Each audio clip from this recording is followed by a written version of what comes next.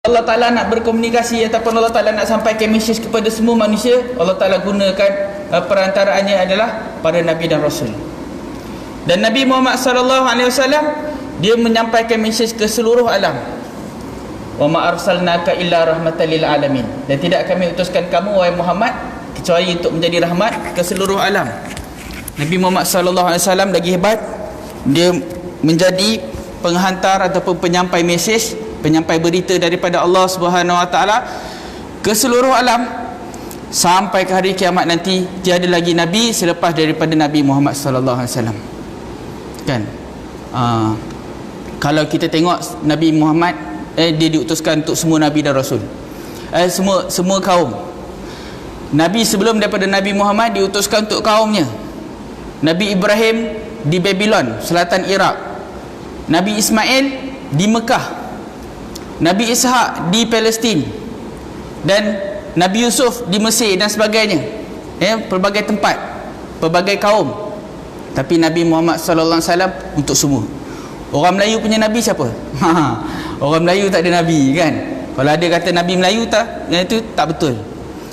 Nabi orang Melayu ialah Nabi Muhammad sallallahu alaihi wasallam. La nabiyyu ba'dah. Tiada nabi selepas daripada Nabi Muhammad sallallahu alaihi wasallam. Yang menariknya, Allah Ta'ala kata, kami utuskan kamu syahidan, menjadi saksi. Menjadi saksi apa? Menjadi saksi kepada kebenaran Allah Subhanahu Wa Ta'ala. Kalaupun manusia seluruhnya di atas muka bumi ini menafikan ataupun mengingkari perintah Allah Subhanahu Wa Ta'ala, para Nabi dan Rasul ini menjadi saksi kebenaran Allah Subhanahu Wa Ta'ala. Dia membenarkan apa yang Allah Ta'ala sampaikan. Dia membenarkan apa yang Allah Ta'ala nyatakan, perintahkan.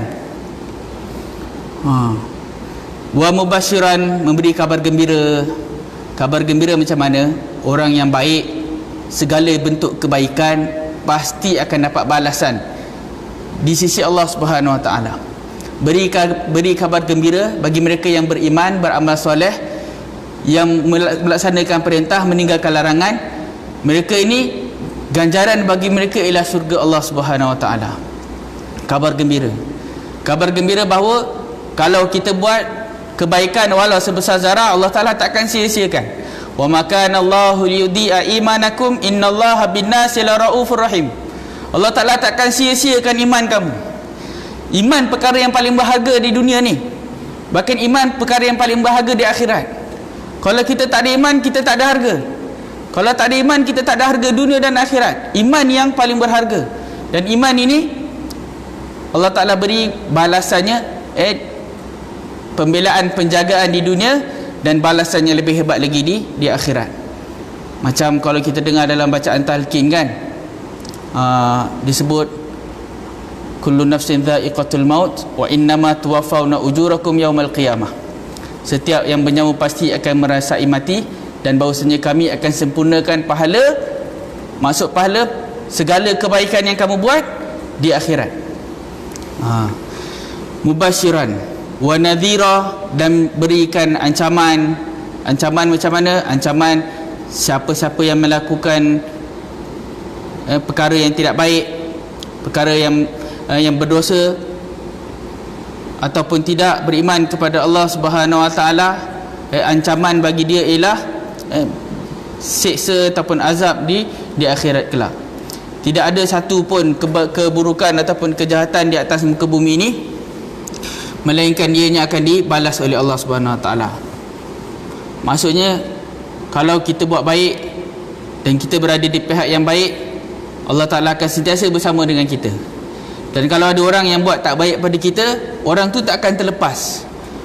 Kalau di dunia dia boleh mengelak, tapi dekat akhirat dia tak boleh terlepas.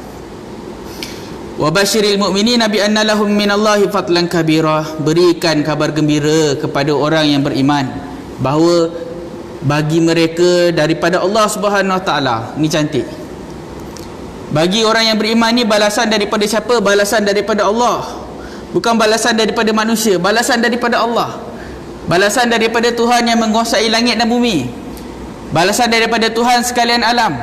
Balasan daripada Zat yang menjadi raja kepada segala raja. Ketika kita dibangkit di hari akhirat kelak, ketika semua manusia dimatikan, Allah Ta'ala tanya, limanil mulkul yaum, Allah Ta'ala tanya, limanil mulkul yaum, hari ini siapa punya? Siapa raja hari ini? Siapa yang paling berkuasa hari ini? Kalau dekat dunia ada raja-raja, ada pemimpin-pemimpin yang membuat kerosakan sesuka hati, Allah Ta'ala tanya balik pada hari itu, Allah Ta'ala tanya, hari ini siapa raja? Hari ini siapa yang paling berkuasa? Para malaikat menjawab, lillahil wahidil qahar, hari ini adalah untuk Allah yang Maha Esa, yang Maha Perkasa. Hari ini adalah milik Allah yang Maha Esa, yang Maha Perkasa. Maksudnya ganjaran kita nanti, ganjaran yang diberikan oleh Allah Subhanahu Wa Taala, yang Maha Berkuasa, raja kepada segala raja, pemilik kepada segala-galanya. Jadi tuan-tuan, ayat ini sebenarnya menjadi pengajaran kepada kita. Inilah tugas kita yang kita kena sambung daripada tugas para Nabi dan Rasul. Kita mungkin kita memang tidak sesempurna ataupun tidak sebaik para Nabi dan Rasul, tapi kita kena sambung tugas apa? Tugas menjadi, yang pertama sekali, tugas menjadi utusan Allah. Maksudnya menjadi penyampai kepada kebenaran Allah. Yang pertama, menjadi saksi, menjadi saksi kepada kebenaran Allah Subhanahu Wa Taala, mengiyakan, membenarkan apa saja yang disampaikan oleh Allah Subhanahu Wa Taala. Dan kita juga perlu memberikan kabar gembira dan juga ancaman kepada mereka yang buat baik ataupun melakukan perkara yang tidak baik. Dan kita juga kena mainkan peranan kita, untuk memberikan kabar gembira bahawa bagi orang-orang yang beriman ini, balasan mereka adalah daripada Allah Subhanahu Wa Taala. Orang yang betul-betul beriman, dia tidak mengharap balasan daripada manusia, sebaliknya hanya balasan daripada Allah Subhanahu Wa Taala. Jadi tuan-tuan, itu introduction. Kita masuk kepada perbincangan sambungan 40 hadis penawar hati. Hadis yang keempat, merompak sebilah kayu siwak sudah boleh membawa masuk neraka. An Abi Umamah Iyas bin Tha'labah Al-Harithi radhiyallahu anna Rasulullah sallallahu alaihi wasallam qala, man iqtata'a haqqa imri'in muslimin bi yaminih faqad awjaballahu lahu nar wa harrama alaihi al-jannah. Faqala rajul, wa in kana syai'an yasiran ya Rasulullah? Faqala, wa in qadiban min arak. Rawahu Muslim. Wa an Umar bin Al-Khattab radhiyallahu an qala, lamma kana yaumu Khaybar aqbala nafarun min ashabin Nabi sallallahu alaihi wasallam faqalu fulanun syahidun wa fulanun syahidun hatta maru ala rajulin faqalu fulanun syahidun faqala Nabi sallallahu alaihi wasallam kalla inni ra'aituhu finnar fi burdatin ghallaha aw abaih. Insyaallah. Rawahu Muslim. Artinya daripada Abu Umamah Iyas bin Tha'labah Al-Harithi radhiyallahu an, bahwasanya Rasulullah sallallahu alaihi wasallam bersabda, barang siapa yang mengambil hak milik seseorang Islam dengan sumpahnya, mengambil secara paksa atau merompak, maka Allah Ta'ala telah mewajibkan neraka baginya dan telah mengharamkan syurga untuk dimasukinya. Kemudian ada seorang lelaki yang bertanya, kalau hanya barang yang hanya sedikit ya Rasulullah? Nabi sallallahu alaihi wasallam menjawab, walaupun hanya sebilah kayu arak, kayu yang digunakan untuk bersiwak. Kayu bersiwak ni besar mana tuan-tuan? Ada ke orang bila dia tertinggal kayu siwak dia cari balik? Tak ada. Kayu siwak kan, kalau dah tertinggal tu dah tak ada dia orang nak curi kayu siwak. Maksudnya walaupun kita terambil kayu siwak orang, kan, berus gigi orang pun kita tak ambil.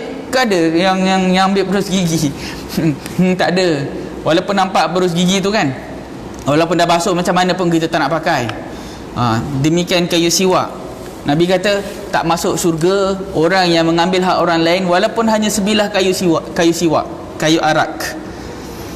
Dan dalam sebuah hadis yang lain, riwayat dari Umar bin Khattab radhiyallahu an, beliau berkata, setelah selesai peperangan Khaybar, ada segolongan di kalangan sahabat Rasulullah sallallahu alaihi wasallam datang menghadap kepada beliau, kemudian mereka berkata, si fulan itu mati syahid dan si fulan itu mati syahid, sehingga akhirnya mereka menyebutkan nama seorang laki-laki. Mereka berkata, si fulan itu juga mati syahid.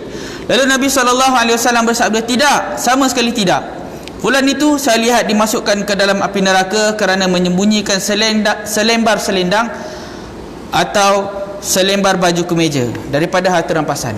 Maksudnya dia mengambil harta yang bukan hak dia walaupun mati syahid. Tuan-tuan, ni kes mati syahid tuan-tuan. Yang diambil apa? Yang diambil hanya selendang, sehelai. Ini kes mati syahid. Tuan-tuan ada peluang tak mati syahid?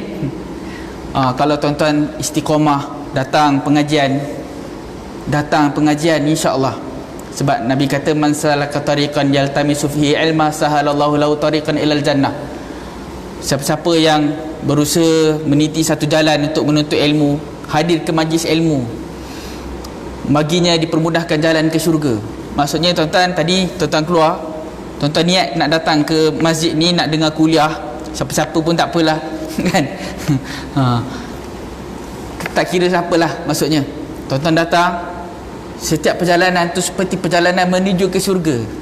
Kalau tuan-tuan meninggal di perjalanan, tuan-tuan mati syahid, insya-Allah. Niat kerana Allah, ikhlas kan. Kalau ikhlas sungguh-sungguh kerana Allah, Allah Ta'ala akan permudahkan jalan ke syurga. Tapi ini tuan-tuan, orang ni dia mati syahid berperang tuan-tuan. Bukan mati syahid kerana menuntut ilmu, tapi mati syahid kerana perang. Tapi dia ambil barang yang bukan hak dia, dia dimasukkan ke dalam neraka. Na'udzubillah min zalik. Islam melarang siapa saja daripada mengambil hak milik orang lain. Kenapa hadis ni dimasukkan dalam hadis penawar hati? Sebab hadis ni nak tenteramkan hati kita, nak jinakkan hati kita supaya tunduk dan takut pada Allah Subhanahu Wa Taala. Tunduk dan takut pada Allah Subhanahu Wa Taala. Bahawa kita ni macam mana banyak amal, masih banyak dosa kita buat. Walaupun masih banyak amal kita, masih banyak dosa yang kita buat. Kita tak tahu berapa banyak barang ataupun hak milik orang lain kita ambil. Ini tengah dah dewasa ni mungkin ada fikir sikit. Dulu masa kecil-kecil, ya Allah. Saya lah tuan-tuan mungkin tak pernah kan. Saya ingat lagi tuan-tuan, masa tu saya balik sekolah.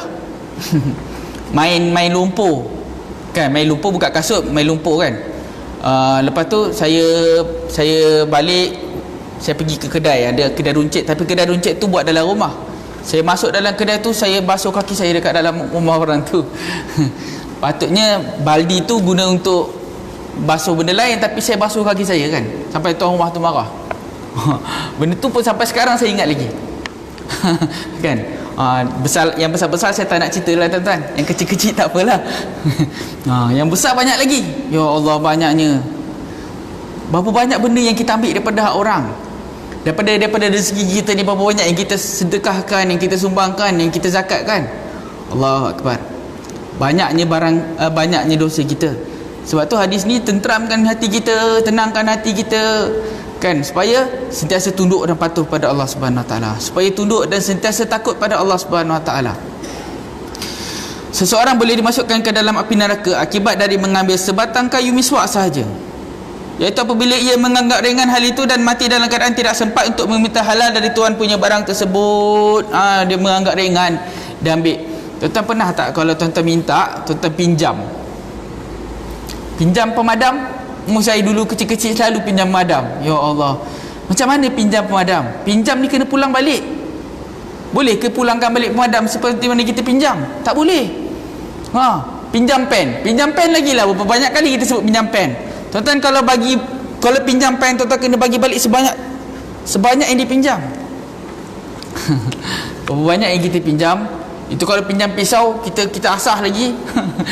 Macam-macam tuan-tuan kan. Kalau kita menganggap ringan, dekat sini disebut, penulis ni, pengarang kitab ni mengulas bahawa dimasukkan ke dalam neraka kerana menganggap perkara tu ringan. Oleh itu hendaklah kita berhati-hati kalau kita berjual beli dengan orang lain. Ni pun sama, kita berjual beli kena halal berhalal, dan hendaklah kita menjauhi harta-harta yang haram dan jangan melakukan apa-apa kezaliman terhadap hak milik orang lain, kerana yang demikian itu boleh membawa kepada kebinasaan yang sangat besar sekali. Bila kita menjual, kita jangan menipu timbangan. Kalau kita nak beli, kalau boleh kita pastikan kita bayar dan kita dapat barang seperti mana yang kita patut dapat. Kalau tiba-tiba kita dapat lebih, kita kena tanya, ni lebih. Yang lebih kita simpan, yang kurang kita minta. Yang lebih kita simpan, yang kurang kita minta. Kan? Tuan-tuan timbang apa? Timbang durian lah katakan kan, timbang durian. Kalau kurang tuan-tuan minta, tapi kalau lebih tuan-tuan diam, kan. Ataupun ikan bilis ataupun ayam, kan.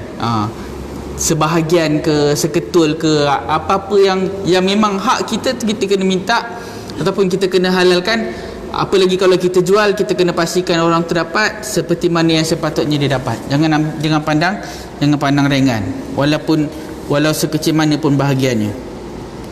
Kemudian masalah menggelakkan harta negara atau harta sesuatu kumpulan, jemaah, organisasi atau yang diistilahkan pada masa sekarang ini dengan perkataan korupsi adalah satu amalan yang terkutuk dan dosa yang sangat besar, sekalipun yang digelapkan itu hanya seharga selembar baju sahaja. Allahu Akbar. Ni tuan-tuan, korupsi maksudnya pecah amanah.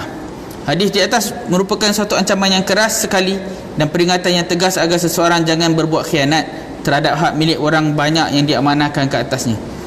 Tindakan keras itu akan diambil sekalipun ke atas seseorang yang telah gugur di medan perang dengan badannya berlumuran darah, yang telah mempertaruhkan nyawanya sebagai tanda kesetiaannya kepada perjuangan. Apatah lagi kalau ia hanya seorang karyawan atau pegawai biasa yang tidaklah begitu bermakna bagi pengorbanan yang diberikannya. Ni tuan-tuan. Hadis yang kelima, siapa orang yang bankrupt, yakni muflis? An Abi Hurairah radhiyallahu an anna Rasulullah sallallahu alaihi wasallam qala atadruna manil muflis? Qalul muflis fina man la dirham wala la dirham lahu wala mata'. Faqala innal muflis min ummati man ya'ti yaumal qiyamah bi salatin wa siyamin wa zakah wa ya'ti wa qad shatama hadha wa qadhafa hadha wa akala mala hadha wa safaka dama hadha wa daraba hadha fayu'ta hadha min hasanatihi wa hadha min hasanatihi fa in faniyat hasanatuhu qabla an yuqda ma alaihi ukhidha min khatayahum faturihat alaihi thumma turiha fin nar. Rawahu Muslim. Tuan-tuan, kita dah biasa dengar hadis ni. Cerita pasal siapa? Nabi tanya pada para sahabat, tahukah kamu siapakah orang yang muflis? Sahabat menjawab, orang yang muflis tu yang tak ada duit lah, yang tak ada dirham, yang tak memiliki wang dan tidak memiliki harta. Nabi kata bukan.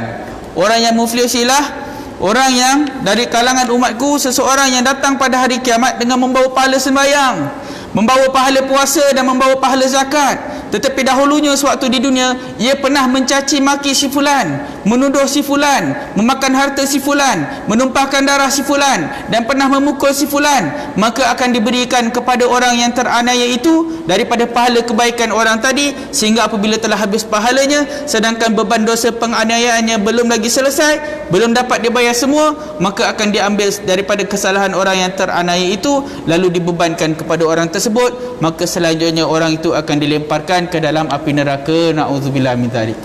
Tuan-tuan, ni orang yang muflis. Batu tuan-tuan kena sentiasa menjaga mulut, kena sentiasa menjaga perasaan. Berhentilah kita daripada memanjang-manjangkan perkara yang tidak baik. Berhentilah kita daripada menyebar-nyebarkan perkara yang tidak baik. Kebaikan ataupun keburukan orang lain kita kena lupa. Ada dua perkara yang kita kena lupa. Pertama, kebaikan kita, keburukan orang. Kena lupa. Kebaikan kita dan keburukan orang kita kena lupa. Perkara yang kita kena sentiasa ingat ialah keburukan kita dan kebaikan orang. Dua perkara yang kita kena lupa, kebaikan kita dan keburukan orang. Kena lupa. Lupa, kita buat tak tahu je. Apa yang kita baik, apa yang baik tu, kalau Ustaz Azadus, anggaplah kebaikan kita tu macam najis. Tak ada orang bila dia buang air besar kan, dia tengok najis, dia tak ada kan. Kalau buang tu lepas macam tu je. Kan ada orang bila dia buang dia teringat-ingat, aku buang. Tak ada kan. Anggap kebaikan kita tu macam najis. Dan anggap keburukan orang bukan najis. Anggap lupakan keburukan orang. Yang kita kena ingat ialah keburukan kita. Buruk kita banyak. Yang tu yang kita kena ingat. Dan kebaikan orang pada kita jangan lupa. Kat sini hadis ni tuan-tuan, dia cerita pasal orang yang muflis. Sebab dulunya dia datang kepada Allah Subhanahu Wa Taala pada hari kiamat, pada hari diperhitungkan amal, dia bawa pahala sembahyang, dia bawa pahala zakat, dia bawa pahala puasa. Maksudnya dia orang yang beramal. Tapi kemudian sebab apa, dia ada banyak masalah dengan orang. Apa yang dia buat dengan orang? Dia caci maki. Apa yang dia buat dengan orang? Dia menuduh, dia memakan harta, dia menumpahkan darah, dia pukul orang ni. Maksudnya dia buat jahat dengan orang. Sehingga semua pahala ni diberi kepada orang yang dia aniaya.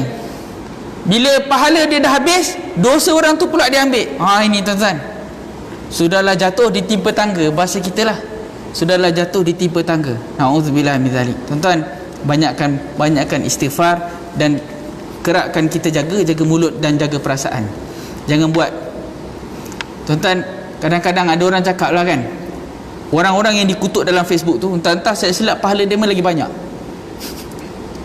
Orang yang dikutuk dalam Facebook, pemimpin-pemimpin yang diumpat, diviralkan kisah mereka ni, kadang-kadang entah-entah pahala dia lagi banyak. Sebab apa? Sebab kena maki setiap hari. Saya tengok dalam grup kawan-kawan saya lah kan, saya diam je. Tu pun salah juga tu, patutnya kita kena tegur. Tapi tegur nanti orang kata poyo. Kalau kita tegur orang, orang cakap kita poyo kan. Tapi kalau tak tegur, kita biarkan dosa tu berlaku macam tu je. Tak boleh. Patutnya kita tak boleh bertoleransi dengan perkara-perkara yang tak baik kan. Umpat-umpat, kutuk-kutuk kan, cakap itu, cakap ini, cakap pada orang lain, dikutuk-kutuk. Dia kata sedap-sedap je dapat gaji besar, rakyat bawah ni kena teruk, dia mau sedap-sedap dalam aircon. Cewa. Cakap tu kena hati-hati. Mana kita tahu orang tu macam mana kan? Kita tak tahu, orang lain kita tak tahu. Yang kita nampak tu baru seminit ataupun 2 minit yang kita nampak depan mata kita. Yang 23 jam 58 minit lagi kita tak nampak. Yang seharian dia kehidupan seharian orang lain tu kita tak nampak. Yang kita nampak tu 2 minit 3 minit depan kita tu kita nampak, ini apa benda ni. Lepas tu kita viral kan, 2 minit 3 minit silap dia tu. Sedangkan ada lagi 23 jam sisi lain orang itu yang kita tak tahu, kita viralkan. Akibat daripada tu nanti akan dihisap di hari akhirat kelak. Kena hati-hati tuan-tuan. Kita buat amal, tiba-tiba kita datang dalam keadaan muflis di sisi Allah Subhanahu Wa Taala. Na'udzubillah min dzalik. Keterangan, kita hendaklah berhati-hati dan berwaspada daripada apa saja jenis dosa dan kesalahan. Kita hendaklah sentiasa meminta ampun pada Allah Ta'ala. Ni tuan-tuan kena selalu istighfar. Astaghfirullahalazim, astaghfirullahalazim. Banyakkan tuan-tuan sebut astaghfirullahalazim. Banyakkan. Kalau tuan-tuan ada rasa susah, tuan-tuan ada rasa pening, tuan-tuan ada rasa sakit, tuan-tuan sebut astaghfirullahalazim. Tuan-tuan ada rasa bangga diri, tuan-tuan sebut astaghfirullahalazim. Tuan-tuan ada rasa baik, kalau kita ada rasa baik, tuan-tuan kena sebut astaghfirullahalazim. Tak boleh bagi kita ni, tak layak bagi kita ni ada rasa baik. Tuan-tuan tengok kisah para Nabi dan Rasul. Nabi Ibrahim AS diceritakan oleh para ulama sekarang kan, kes tengah-tengah musim korban ni kan, cerita pasal Nabi Ibrahim AS. Nabi Ibrahim ni dia buat dosa, dia tak buat dosa. Para Nabi dan Rasul ni kan maksum, dipelihara oleh Allah Subhanahu Wa Taala. Ulama kata Nabi Ibrahim ni dia tak bohong, dia berhelah. Bila dia kata bal fa'ala kabiruhum hadha, yang memecahkan berhala itulah yang paling besar dari kalangan mereka. Sebenarnya yang besar dari kalangan mereka tu merujuk pada jari, ataupun adalah banyak ulasan ulama, maksudnya Nabi Ibrahim bukan bohong. Tapi kerana Nabi Ibrahim buat macam tu, Nabi Ibrahim alaihissalam dia minta ampun dengan Allah, dia menyesal, dia bertaubat pada Allah SWT, menangis sampai basah janggutnya. Kita berapa banyak kali bohong, berapa banyak kali kita buat benda yang bukan-bukan, kita tak ada sampai nak menangis pun. Solat kita main-main, ibadah kita main-main, kita menunjuk di depan manusia, kita buat perkara-perkara yang yang Allah Ta'ala tak suka, tapi kita tak ada rasa bersalah pun. Kita rasa baik je. Kalau kita ada rasa baik tuan-tuan, kita kena istighfar cepat-cepat. Astaghfirullahaladzim. Kita ni lemah sebenarnya, tak layak kita untuk rasa kita diri baik. Tak layak kan. Orang yang lebih hebat pun rasa diri tak baik. Nabi Muhammad SAW tahajud setiap malam, sampai Siti Aisyah kata, kenapalah kamu nak kena tahajud teruk? Kenapa kamu nak kena sujud teruk? Bukankah kamu ni telah diampunkan dosa? Nabi kata, salahkah aku menjadi kalangan hamba yang bersyukur? Tuan-tuan, kita macam mana? Kita macam mana? Kita ada buat macam mana Nabi Muhammad SAW buat? Kita tak buat. Kita rasa maksum ke macam mana ke? Kan? Tak ada rasa bersalah, tak ada rasa diri tu lemah, tak ada rasa diri tu hina, rasa baik, rasa mulia, rasa hebat kan. Sedangkan Nabi Muhammad sallallahu alaihi wasallam sentiasa tunduk pada Allah Subhanahu Wa Taala, sentiasa takut pada Allah Subhanahu Wa Taala, sentiasa sujud pada Allah Subhanahu Wa Taala, sentiasa ingat pada Allah Subhanahu Wa Taala. Kita ingat ke? Semayang pun kita lupa. Masa kita ibadah untuk mengingati Allah pun kita lupa, apalagi dalam perkara-perkara yang lain kita sentiasa lupa pada Allah Subhanahu Wa Taala. Sebab tu kita kena sentiasa istighfar. Istighfar kita itu pun sebenarnya tak cukup untuk menghapuskan dosa kita. Kita hendaklah meminta halal daripadanya ketika kita masih dalam dunia ini, walaupun terkadang kita terpaksa merendahkan diri. Ini tuan-tuan masalah kalau kita bercakap pasal perkara orang yang kita viral. Baru ni apa, inilah pasal produk-produk Muslim ni kan, bahaya juga tuan-tuan. Jangan terus viral, jangan terus sebar. Semak dulu, selidik dulu kan. Baru ni saya tak ingat lah pasal apa. Dia kata barang ni keluaran syarikat Cina dari Melaka. Semak-semak bukan dari Melaka, dari Selangor. Itu berita yang tak betul. Tapi memang betul syarikat tu bukan syarikat Melayu. Tapi syarikat tu pemegang sijil halal yang sah kan. Kita cuma boleh viral bahawa syarikat ni bukan Cina, tapi kalau kita nak kata barang ni tidak halal, tak boleh, sebab dia pemegang halal yang sah. Dan kalau kita buat benda yang tak betul, kita sebarkan benda yang tak betul, nanti kita akan bertanggungjawab pada dia. Satu kita sebar 100, lepas tu 100 orang dia disebar jadi 10,000. Tuan-tuan sanggup nak minta ampun, minta maaf, minta patah balik tu 10,000 tu, nak kena jumpa seorang-seorang, kena cakap balik betul-betul. Bukan senang benda-benda macam ni kita sebar macam tu sekali je, tapi kesan dia Masya Allah kan. Sekarang mungkin lah nampak macam kurang sikit, tapi ada lagi, masih lagi ada orang yang sebar-sebar berita apa Syekh Hasan Nasrullah Hizbullah. Tak habis-habis berita macam tu kan. Tuan-tuan bila dapat berita, tuan-tuan kena semak, jangan forward. Kalau forward kita tak tertanggung dosanya nanti kan. Apalagi kalau benda-benda yang kita tak pasti, kita jangan sebar. Nampak, ui cantik ni, ui cantik ni, ini panas, panas lah. Panas sangat nanti kan. Na'udzubillah. Biarlah kita dipandang rendah atau hina di dunia ini, asalkan kita terlepas dari bebanan dosa pada hari kiamat nanti. Kita hendaklah bersedia menebus dosa dan kesalahan, walaupun dengan merendahkan diri dan dengan harta benda yang ada, kerana kita takut jadi terlambat sehingga tiba saat kematian atau kematian orang yang teraniaya dari perbuatan kita. Ini lagi teruk. Kalau yang kita buat tu dah meninggal, aduh, mana nak cari kan. Dah tak boleh dah. Ulama kata dah tertutup, jumpa ke akhirat. Bukan see in court, see in mahsyar. Kalau see in court bolehlah kita berbalah-balah lagi. See in mahsyar, macam mana nak balah? Pada mahsyar tuan-tuan, bukannya masa untuk kita membela diri, tak. Ialah masa penghitungan amal. Dia bukan masa untuk kita membela diri, dan tak ada langsung ruang untuk membela diri. Bersalah atau tidak bersalah telah diputuskan ketika kita mula dicabut nyawanya. Saat kita dicabut nyawa tu dah tahu dah mana kedudukan kita, dah tahu dah. Cuma padang mahsyar ni untuk menguatkan lagi, untuk memberikan peringatan kepada manusia tentang peringatan yang Allah Ta'ala dah bagi. Sedangkan sebenarnya kalau Allah Ta'ala nak, Allah Ta'ala yang memiliki kekuasaan, Allah Ta'ala yang mengetahui segala amalan kita, mengetahui semuanya. Kalau tak dihitung pun Allah Ta'ala tahu keadaan kita. Masa kita mati pun dah tahu dah keadaannya. Kalau tak sempat kita bertaubat, na'udzubillah min dzalik. Jadi kalau orang yang kita buat tu dah mati ataupun dah meninggal dunia, lagi teruk kita. Terpaksa kita berhadapan dengan orang yang berkenaan di Mahkamah Agung Rabbul Jalil, iaitu di padang mahsyar. Di kala itu tiada seorang juga pun yang mahu menerima harta benda sebagai tebusan dosa. Tak ada. Kan kita ada sebut sebelum ni, dalam hadis yang sebelum ni, Nabi bila melalui seorang sahabat membacakan surah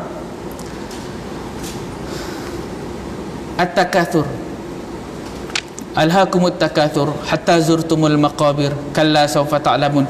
Bila Nabi melalui seorang sahabat ni, bila Nabi dengar dia baca, Nabi teringat apa? Nabi teringat dialog Allah Subhanahu Wa Taala dengan seorang penghuni neraka. Dia berkata, mali, harta aku. Kenapa dia cakap harta aku? Dulu masa dia hidup, dia banyak harta, tapi harta yang dia ada tu tak boleh nak bantu dia ketika itu.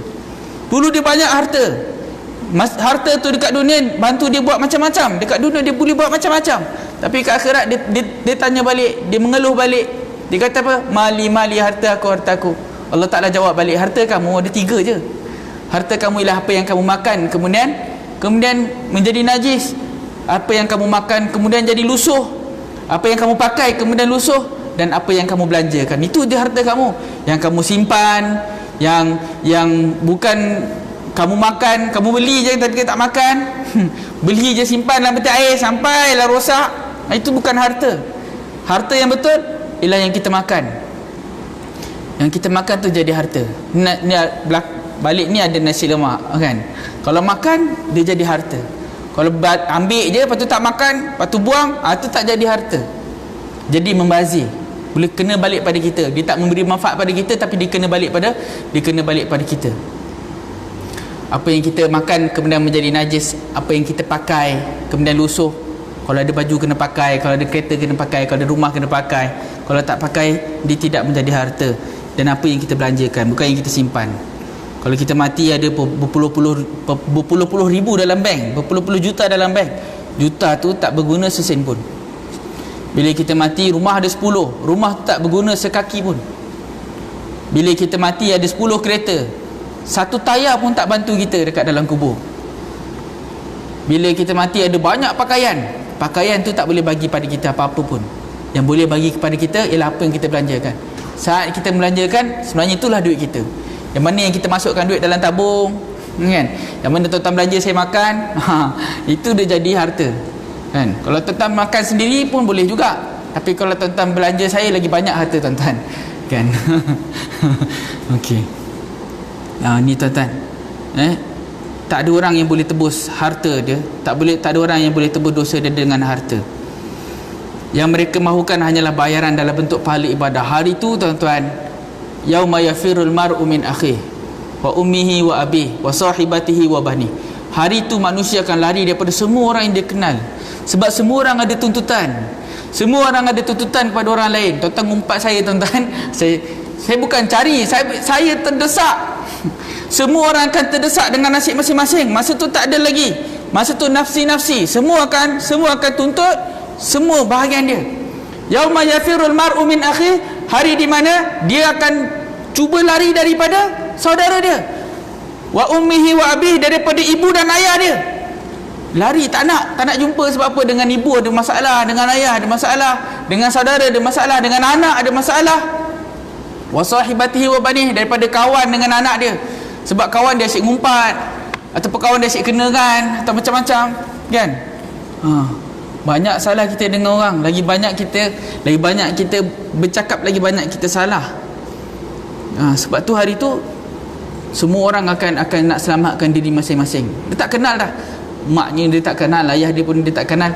Bukan tak kenal, maksudnya dia mengutamakan dirinya sendiri. Sehingga ada anak yang sanggup, disebutkan dalam hadis kan banyak anak yang mengheret ayah dia ke neraka. Ni ayah tak ajar saya solat. Tuan-tuan cuba bayang, kita abaikan tanggungjawab kita pada anak kita nanti akan heret kita. Kita seorang-seorang masuk syurga, tiba-tiba anak kita tak kapal dalam neraka. Dia kata pada Allah, ya Allah, tu ayah aku tu, tarik balik. Tuan-tuan, isteri kita elok-elok masuk syurga, tiba-tiba isteri kita, ya Allah, aku dulu suami aku tak pernah tegur pasal aurat aku, tarik dia. Tuan-tuan, tak peduli dah. Kalau kat dunia ni memanglah bercinta sampai ke syurga, ku tunggumu di pintu syurga, kemain lagi kan. Tengok pintu mana nanti kan. Na'udzubillah min dzalik. Ni tuan-tuan, hadis ni cerita pasal penawar hati, supaya kita tenang dan tenteram dan jaga hubungan kita dengan manusia, jaga hubungan kita dengan Allah kan. Bukan suruh kita tuntut ke akhirat, bukan. Kalau boleh selesai kat dunia. Hadis ni maksudnya kalau boleh kita selesai kat dunia. Jangan ada tuntutan antara kita dengan manusia lain di akhirat. Ada orang kata, tak apa aku tuntut di akhirat. Dia ingat senang. Dia ingat senang ke tuntut ke akhirat. Tuan-tuan, macam mana keadaan akhirat ni? Ulama sebut padang mahsyar ni satu padang yang depan, belakang, kiri, kanan tak ada hujung, tuan-tuan. Dihimpunkan manusia, dihalau manusia seluruhnya, depan, belakang tak ada hujungnya. Sejauh mata memandang tak nampak mana hujung. Kalau pergi tu tak nampak mana nak pergi. Kalau sekarang kita nampak ada pokok, ada gunung, ni tak ada nampak hujungnya. Kalau siapa yang pernah pergi belayar mungkin dapat perasaan tu. Tak ada hujung, mana nak pergi ni? Kiri, kanan, depan, belakang, timur, barat, utara, selatan, tak tahu. Dihimpunkan seramai-ramainya manusia. Semua daripada Nabi Adam AS sehinggalah manusia yang terakhir dilahirkan di dunia ni, semua dihimpunkan. Berapa ramai tu?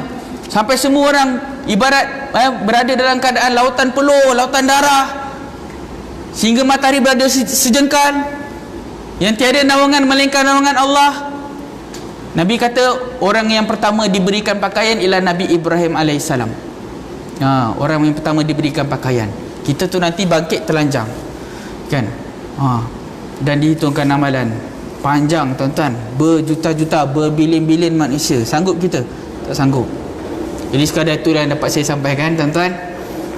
Apa yang baik itu datang daripada Allah, yang buruk itu datang daripada kelemahan. Mudah-mudahan kita dapat mententeramkan, menjinakkan hati kita tunduk dan patuh kepada Allah Subhanahu wa taala. Qul qawli hadza wa astaghfirullahal azim li wa lakum wa billahi taufiq. Assalamualaikum warahmatullahi wabarakatuh. Bismillahirrahmanirrahim. Allahumma ati anfusana taqwaha wa zakkiha anta khairu man zakkaha anta waliyyu wa maulaha. Sallallahu ala sayyidina Muhammadin wa ala alihi wa sahbihi wa baraka wa sallam walhamdulillahi rabbil alamin.